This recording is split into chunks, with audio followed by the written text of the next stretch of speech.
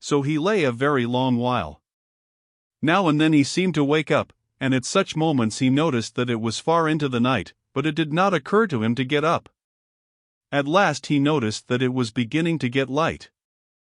He was lying on his back, still dazed from his recent oblivion. Fearful, despairing cries rose shrilly from the street, sounds which he heard every night, indeed, under his window after 2 o'clock. They woke him up now. Ah! The drunken men are coming out of the taverns, he thought. It's past 2 o'clock, and at once he leaped up, as though someone had pulled him from the sofa. What? Past 2 o'clock. He sat down on the sofa and instantly recollected everything. All at once, in one flash, he recollected everything. For the first moment he thought he was going mad. A dreadful chill came over him, but the chill was from the fever that had begun long before in his sleep. Now he was suddenly taken with violent shivering, so that his teeth chattered and all his limbs were shaking. He opened the door and began listening. Everything in the house was asleep. With amazement he gazed at himself and everything in the room around him, wondering how he could have come in the night before without fastening the door, and have flung himself on the sofa without undressing, without even taking his hat off. It had fallen off and was lying on the floor near his pillow. If anyone had come in, what would he have thought? That I'm drunk, but... He rushed to the window. There was light enough, and he began hurriedly looking himself all over from head to foot. All his clothes, were there no traces?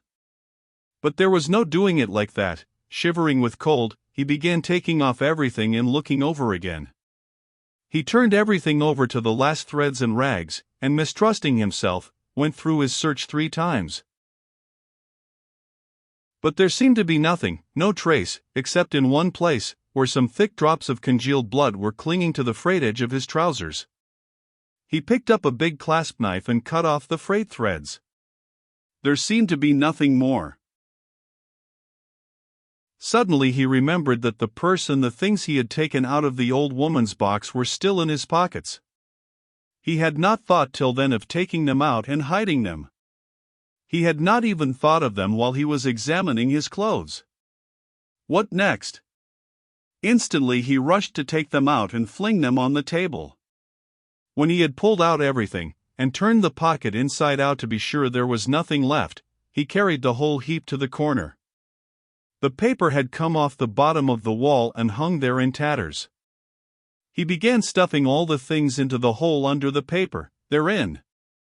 All out of sight, and the purse too, he thought gleefully, getting up and gazing blankly at the hole which bulged out more than ever. Suddenly he shuddered all over with horror. My God, he whispered in despair, what's the matter with me? Is that hidden? Is that the way to hide things? He had not reckoned on having trinkets to hide. He had only thought of money, and so had not prepared a hiding place.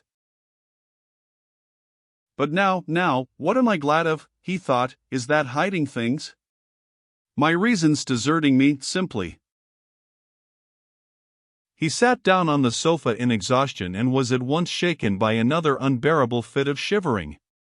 Mechanically he drew from a chair beside him his old student's winter coat, which was still warm though almost in rags, covered himself up with it and once more sank into drowsiness and delirium.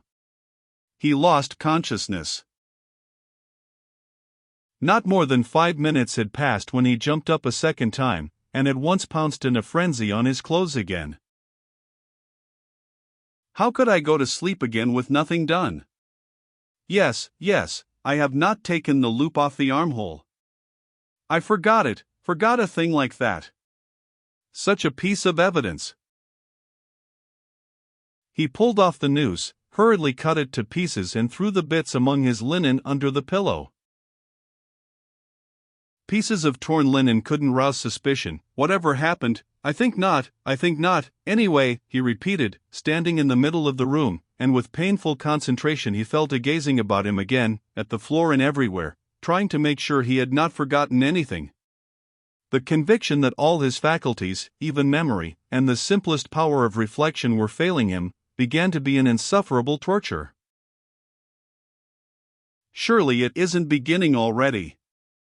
Surely it isn't my punishment coming upon me? It is. The frayed rags he had cut off his trousers were actually lying on the floor in the middle of the room, where anyone coming in would see them. "What is the matter with me?" he cried again, like one distraught. Then a strange idea entered his head, that, perhaps, all his clothes were covered with blood, that, perhaps, there were a great many stains, but that he did not see them, did not notice them because his perceptions were failing, were going to pieces, his reason was clouded. Suddenly he remembered that there had been blood on the purse too. Ah! Then there must be blood on the pocket too, for I put the wet purse in my pocket. In a flash he had turned the pocket inside out and, yes, there were traces, stains on the lining of the pocket. So my reason has not quite deserted me, so I still have some sense and memory, since I guessed it of myself, he thought triumphantly, with a deep sigh of relief. It's simply the weakness of fever, a moment's delirium, and he tore the whole lining out of the left pocket of his trousers. At that instant the sunlight fell on his left boot, on the sock which poked out from the boot. He fancied there were traces. He flung off his boots, traces indeed. The tip of the sock was soaked with blood, he must have unwarily stepped into that pool. But what am I to do with this now? Where am I to put the sock and rags and pocket? He gathered them all up in his hands and stood in the middle of the room. In the stove? But they would ransack the stove first of all. Burn them? But what can I burn them with? There are no matches even. No, better go out and throw it all away somewhere. Yes, better throw it away, he repeated, sitting down on the sofa again, and at once, this minute, without lingering. But his head sank on the pillow instead. Again the unbearable icy shivering came over him, again he drew his coat over him. And for a long while, for some hours, he was haunted by the impulse to go off somewhere at once, this moment, and fling it all away, so that it may be out of sight and done with, at once, at once. Several times he tried to rise from the sofa, but could not. He was thoroughly waked up at last by a violent knocking at his door. "Open, do, are you dead or alive?" "He keeps sleeping here," shouted Nastasia, banging with her fist on the door. "For whole days together he's snoring here like a dog. A dog he is too. Open, I tell you. It's past 10. "Maybe he's not at home," said a man's voice. "Ha! That's the porter's voice. What does he want?" He jumped up and sat on the sofa. The beating of his heart was a positive pain. "Then who can have latched the door?" retorted Nastasia. "He's taken to bolting himself in. As if he were worth stealing. Open, you stupid, wake up." "What do they want?" "Why the porter?" "All's discovered. Resist or open. Come what may." He half rose, stooped forward and unlatched the door. His room was so small that he could undo the latch without leaving the bed. Yes, the porter and Nastasia were standing there. Nastasia stared at him in a strange way. He glanced with a defiant and desperate air at the porter, who without a word held out a grey folded paper sealed with bottle wax. "A notice from the office," he announced, as he gave him the paper. "From what office?" "A summons to the police office, of course." "You know which office?" "To the police? What for?" "How can I tell?" "You're sent for, so you go." The man looked at him attentively, looked round the room and turned to go away. "He's downright ill," observed Nastasia, not taking her eyes off him. The porter turned his head for a moment. "He's been in a fever since yesterday," she added. Raskolnikov made no response and held the paper in his hands, without opening it. "Don't you get up then," Nastasia went on compassionately, seeing that he was letting his feet down from the sofa. "You're ill, and so don't go, there's no such hurry. What have you got there?" He looked. In his right hand he held the shreds he had cut from his trousers, the sock, and the rags of the pocket. So he had been asleep with them in his hand. Afterwards, reflecting upon it, he remembered that half waking up in his fever, he had grasped all this tightly in his hand and so fallen asleep again. "Look at the rags he's collected and sleeps with them, as though he has got hold of a treasure." And Nastasia went off into her hysterical giggle. Instantly he thrust them all under his great coat and fixed his eyes intently upon her. Far as he was from being capable of rational reflection at that moment, he felt that no one would behave like that with a person who was going to be arrested. But the police? "You'd better have some tea." "Yes? I'll bring it, there's some left." "No. I'm going, I'll go at once," he muttered, getting onto his feet. "Why, you'll never get downstairs." "Yes, I'll go." "As you please." She followed the porter out. At once he rushed to the light to examine the sock and the rags. There are stains, but not very noticeable, all covered with dirt, and rubbed and already discolored. No one who had no suspicion could distinguish anything. Nastasia from a distance could not have noticed, thank God. Then with a tremor he broke the seal of the notice and began reading. He was a long while reading, before he understood.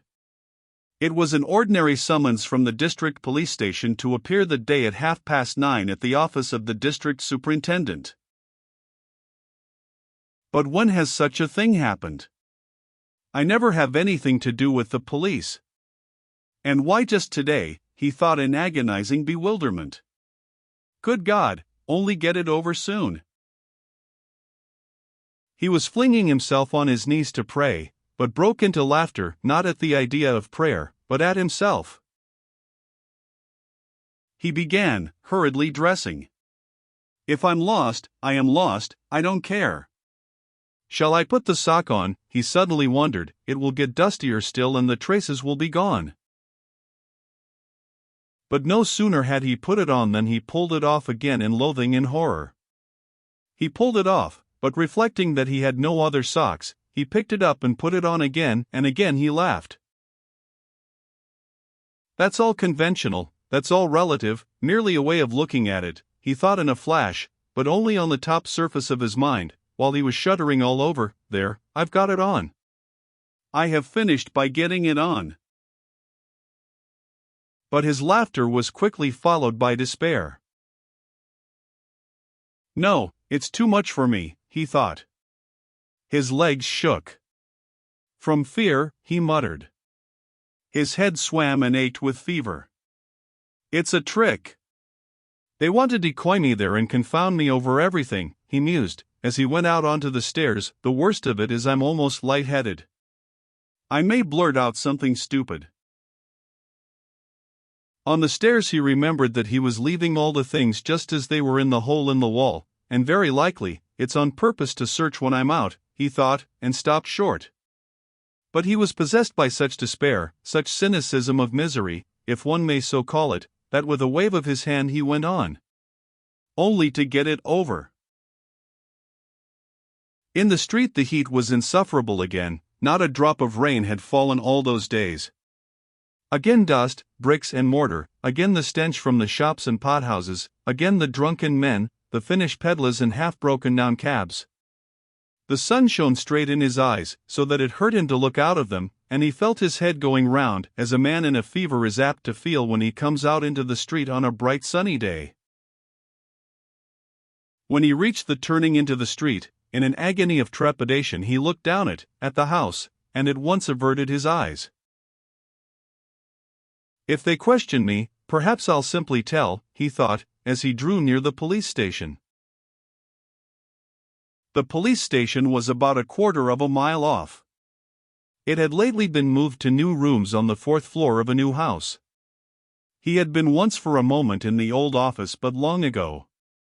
Turning in at the gateway, he saw on the right a flight of stairs which a peasant was mounting with a book in his hand. A house porter, no doubt, so then, the office is here, and he began ascending the stairs on the chance.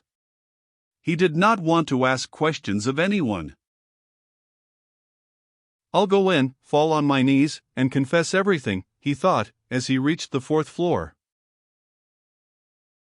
The staircase was steep, narrow, and all sloppy with dirty water.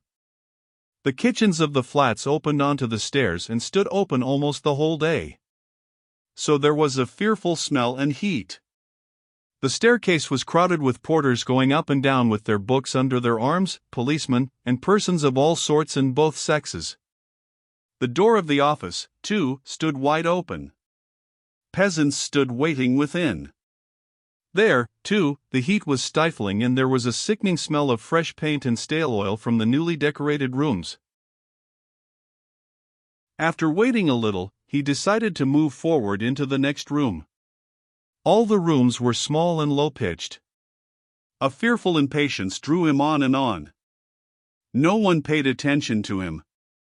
In the second room some clerks sat writing, dressed hardly better than he was, and rather a queer-looking set.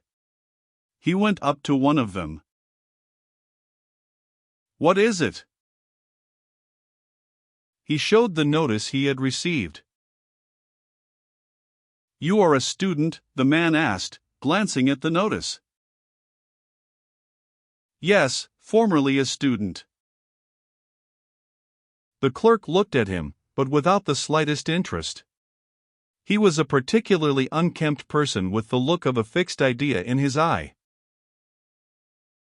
There would be no getting anything out of him, because he has no interest in anything, thought Raskolnikov. "Go in there to the head clerk," said the clerk, pointing towards the furthest room. He went into that room, the 4th in order. It was a small room and packed full of people, rather better dressed than in the outer rooms. Among them were 2 ladies. One, poorly dressed in mourning, sat at the table opposite the chief clerk, writing something at his dictation. The other, a very stout, buxom woman with a purplish-red, blotchy face, excessively smartly dressed with a brooch on her bosom as big as a saucer, was standing on one side, apparently waiting for something. Raskolnikov thrust his notice upon the head clerk. The latter glanced at it, said, "Wait a minute," and went on attending to the lady in mourning. He breathed more freely. It can't be that. By degrees he began to regain confidence. He kept urging himself to have courage and be calm. Some foolishness, some trifling carelessness, and I may betray myself. It's a pity there's no air here, he added, it's stifling. It makes one's head dizzier than ever, and one's mind too. He was conscious of a terrible inner turmoil. He was afraid of losing his self-control. He tried to catch at something and fix his mind on it, something quite irrelevant, but he could not succeed in this at all. Yet the head clerk greatly interested him. He kept hoping to see through him and guess something from his face.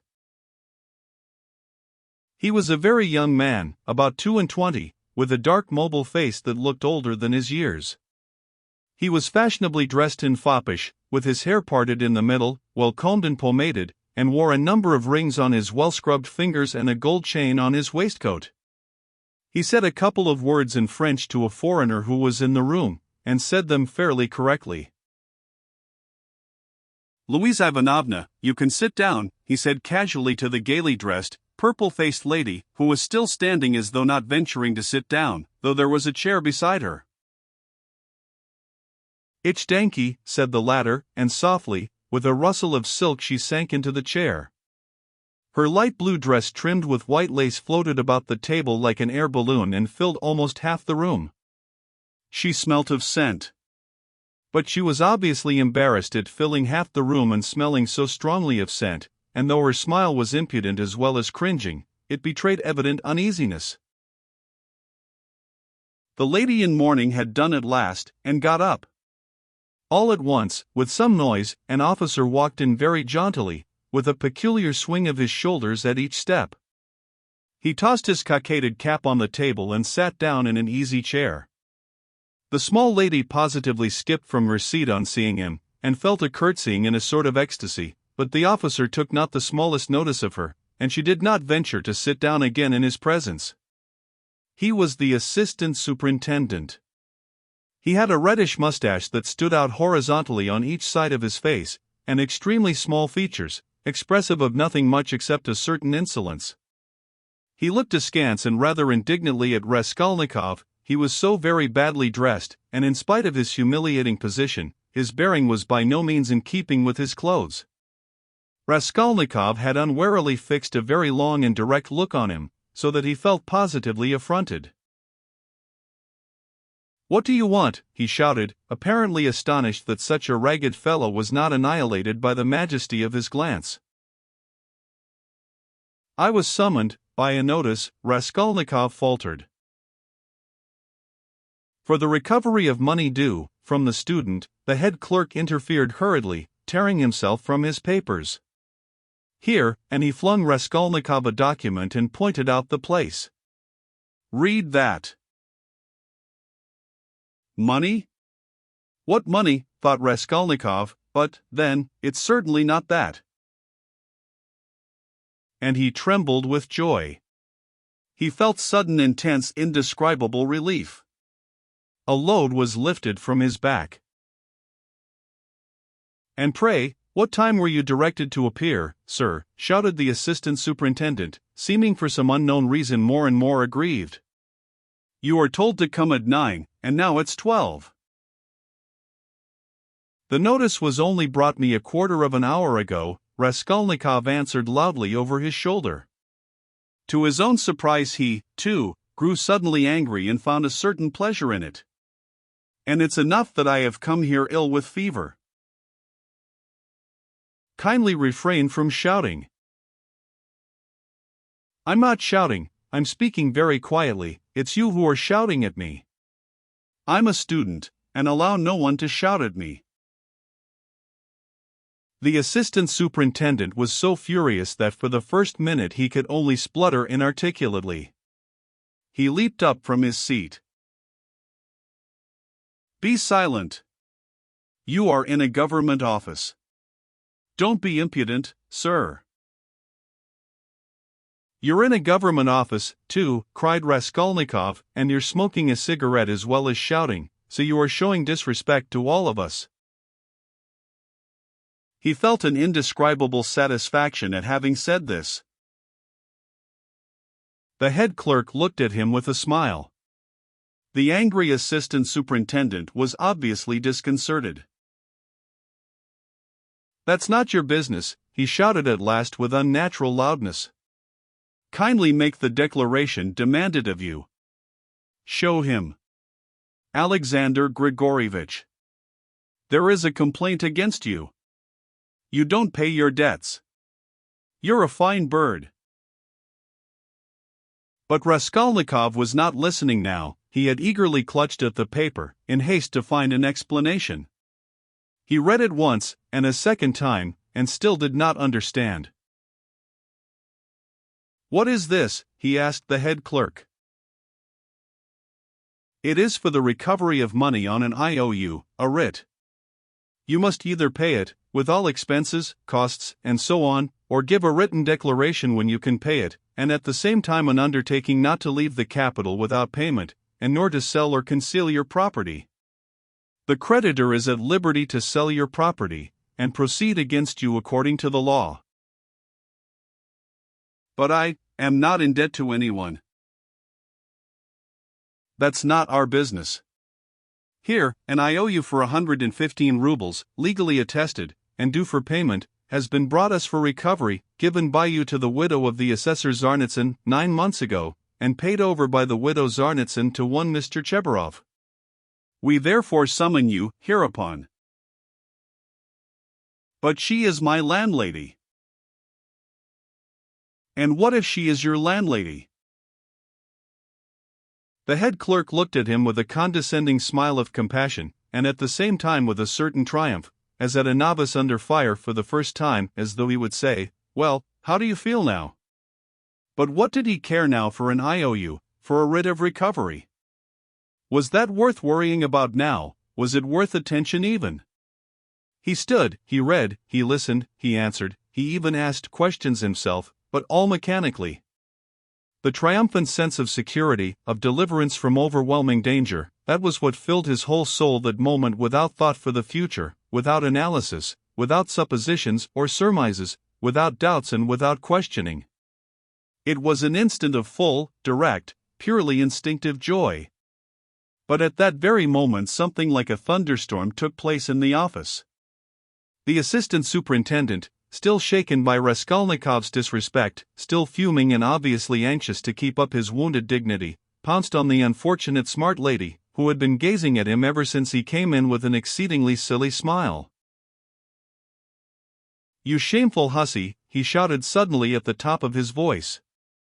The lady in mourning had left the office. "What was going on at your house last night?" "A disgrace again, you're a scandal to the whole street. Fighting and drinking again. Do you want the house of correction? Why, I have warned you 10 times over that I would not let you off the 11th. And here you are again, you. The paper fell out of Raskolnikov's hands, and he looked wildly at the smart lady who was so unceremoniously treated. But he soon saw what it meant, and at once began to find positive amusement in the scandal. He listened with pleasure, so that he longed to laugh and laugh, all his nerves were on edge. Ilya Petrovitch, the head clerk, was beginning anxiously, but stopped short, for he knew from experience that the enraged assistant could not be stopped except by force. As for the smart lady, at first she positively trembled before the storm. But, strange to say, the more numerous and violent the terms of abuse became, the more amiable she looked, and the more seductive the smiles she lavished on the terrible assistant. She moved uneasily, and curtsied incessantly, waiting impatiently for a chance of putting in her word, and at last she found it. "There was no sort of noise or fighting in my house, Mr. Captain," she pattered all at once, like peas dropping, speaking Russian confidently, though with a strong German accent, "and no sort of scandal, and his honor came drunk, and it's the whole truth I am telling, Mr. Captain, and I am not to blame. Mine is an honorable house, Mr. Captain, and honorable behavior, Mr. Captain, and I always dislike any scandal myself." But he came quite tipsy, and asked for 3 bottles again, and then he lifted up one leg, and began playing the pianoforte with one foot, and that is not at all right in an honorable house, and he gans broke the piano, and it was very bad manners indeed, and I said so. And he took up a bottle and began hitting everyone with it. And then I called the porter, and Karl came, and he took Karl and hit him in the eye, and he hit Henriette in the eye, too, and gave me 5 slaps on the cheek. And it was so ungentlemanly in an honorable house, Mr. Captain, and I screamed. And he opened the window over the canal, and stood in the window, squealing like a little pig. It was a disgrace. The idea of squealing like a little pig at the window into the street! Fie upon him! And Karl pulled him away from the window by his coat, and it is true, Mr. Captain, he tore Saint Roch. And then he shouted that man must pay him 15 rubles damages. And I did pay him, Mr. Captain, 5 rubles for Saint Roch. And he is an ungentlemanly visitor and caused all the scandal. I will show you up, he said, for I can write to all the papers about you. Then he was an author? Yes, Mr. Captain, and what an ungentlemanly visitor in an honorable house. Now then. Enough. I have told you already. Ilya Petrovich, the head clerk repeated significantly. The assistant glanced rapidly at him. The head clerk slightly shook his head. So I tell you this, most respectable Louise Ivanovna, and I tell it you for the last time, the assistant went on.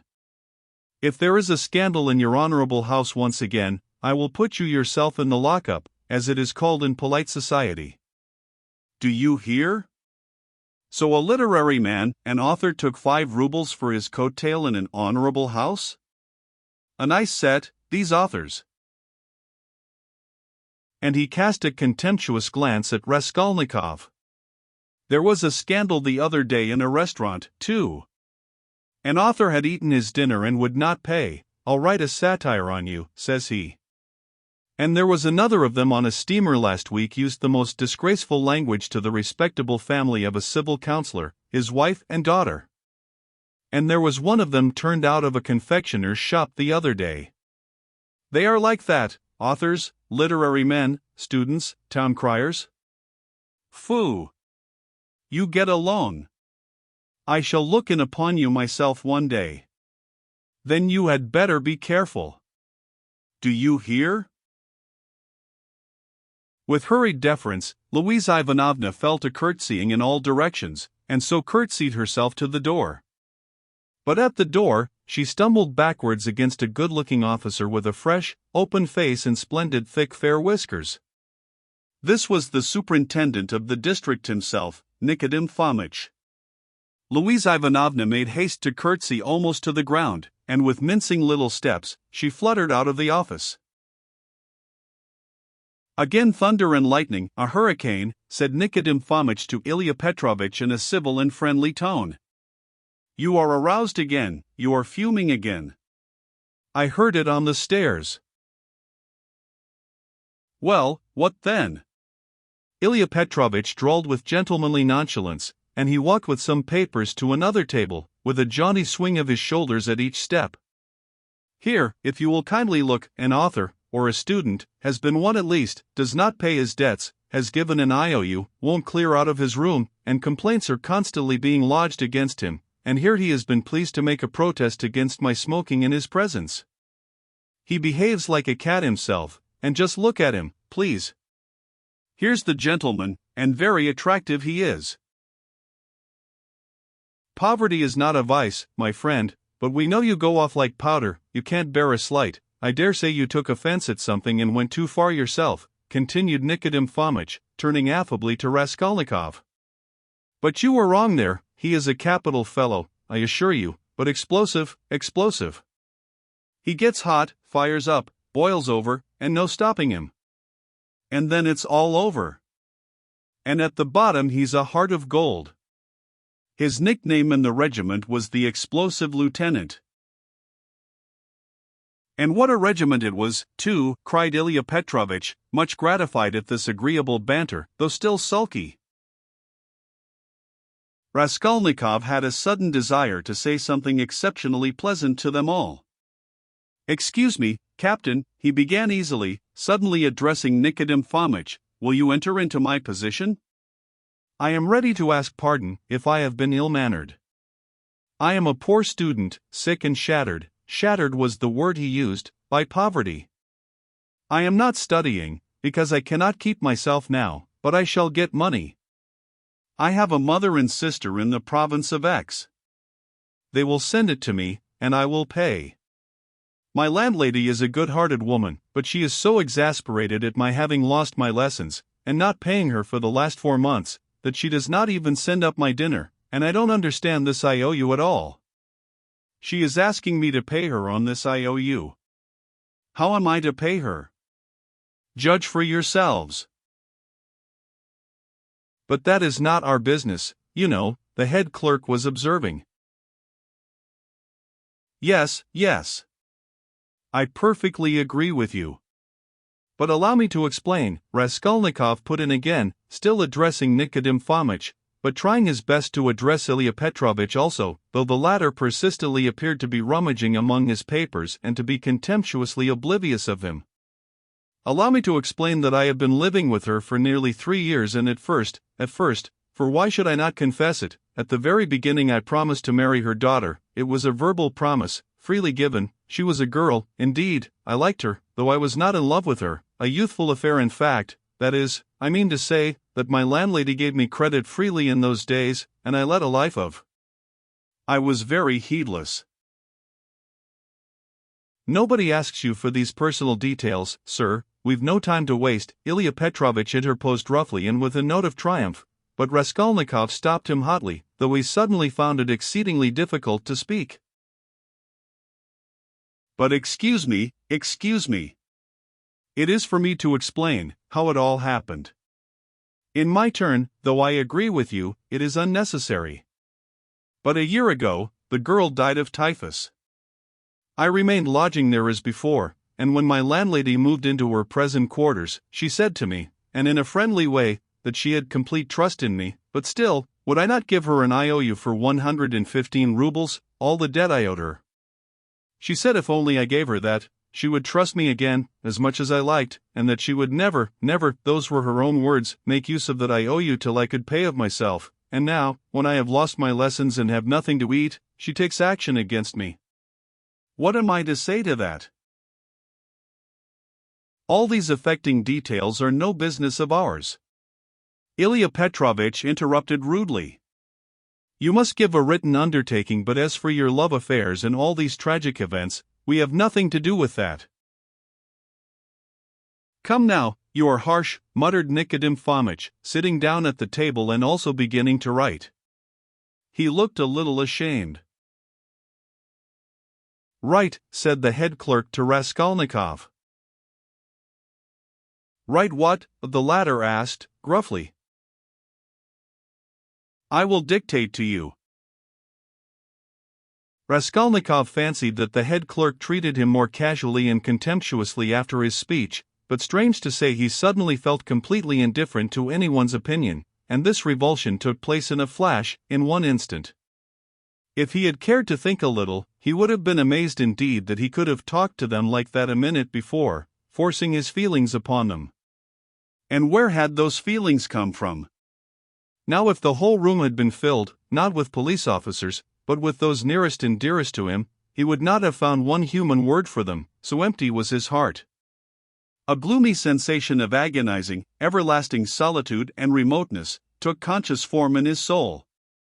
It was not the meanness of his sentimental effusions before Ilya Petrovitch, nor the meanness of the latter's triumph over him that had caused this sudden revulsion in his heart. Oh, what had he to do now with his own baseness, with all these petty vanities, officers, German women, debts, police offices? If he had been sentenced to be burnt at that moment, he would not have stirred, would hardly have heard the sentence to the end. Something was happening to him entirely new, sudden, and unknown. It was not that he understood, but he felt clearly with all the intensity of sensation that he could never more appeal to these people in the police office with sentimental effusions like his recent outburst, or with anything whatever, and that if they had been his own brothers and sisters and not police officers, it would have been utterly out of the question to appeal to them in any circumstance of life. He had never experienced such a strange and awful sensation. And what was most agonizing, it was more a sensation than a conception or idea, a direct sensation, the most agonizing of all the sensations he had known in his life. The head clerk began dictating to him the usual form of declaration, that he could not pay, that he undertook to do so at a future date, that he would not leave the town, nor sell his property, and so on.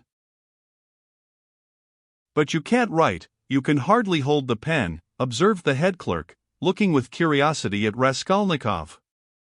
Are you ill? Yes, I am giddy. Go on. That's all. Sign it.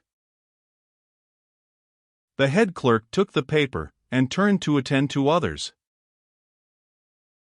Raskolnikov gave back the pen, but instead of getting up and going away, he put his elbows on the table and pressed his head in his hands. He felt as if a nail were being driven into his skull. A strange idea suddenly occurred to him, to get up at once, to go up to Nikodym Fomitch, and tell him everything that had happened yesterday, and then to go with him to his lodgings and to show him the things in the hole in the corner. The impulse was so strong that he got up from his seat to carry it out. "Hadn't I better think a minute?" flashed through his mind.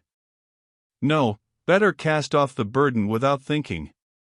But all at once he stood still, rooted to the spot. Nikodym Fomitch was talking eagerly with Ilya Petrovitch, and the words reached him.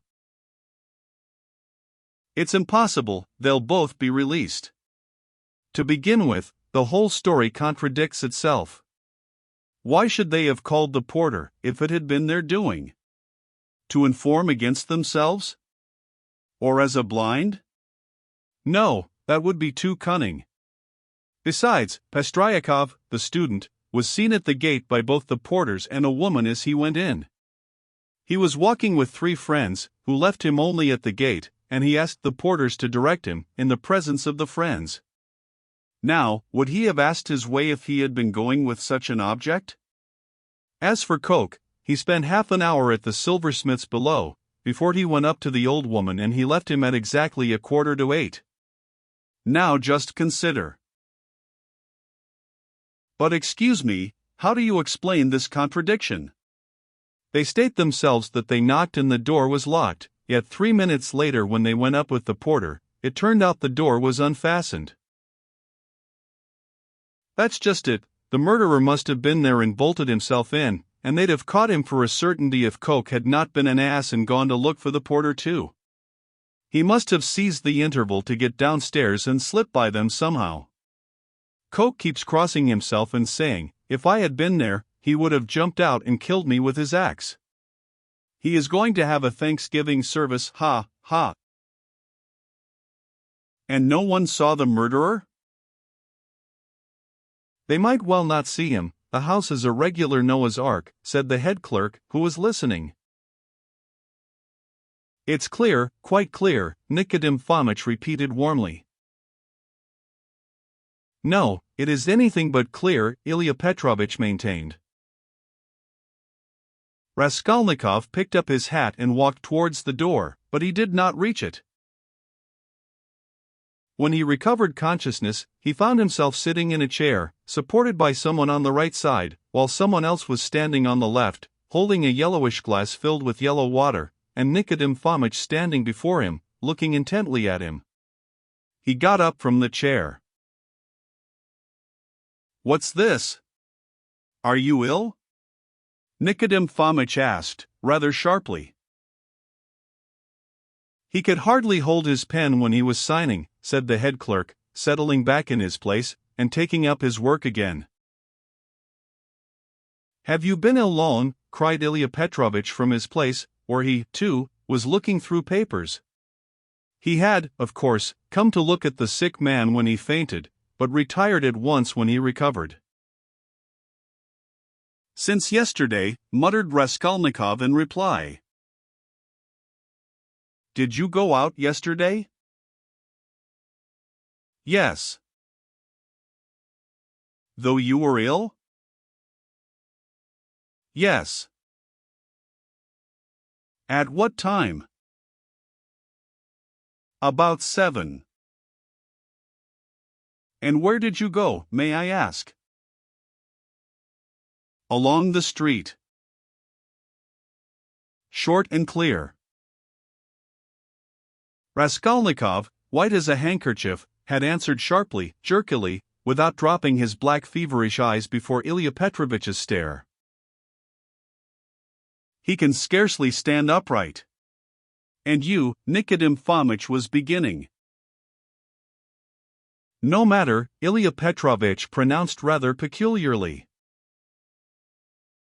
Nikodym Fomitch would have made some further protest, but glancing at the head clerk who was looking very hard at him, he did not speak. There was a sudden silence. It was strange. Very well, then, concluded Ilya Petrovitch, we will not detain you. Raskolnikov went out. He caught the sound of eager conversation on his departure, and above the rest rose the questioning voice of Nikodym Fomitch. In the street, his faintness passed off completely. A search, there will be a search at once, he repeated to himself, hurrying home. The brutes! They suspect. His former terror mastered him completely again.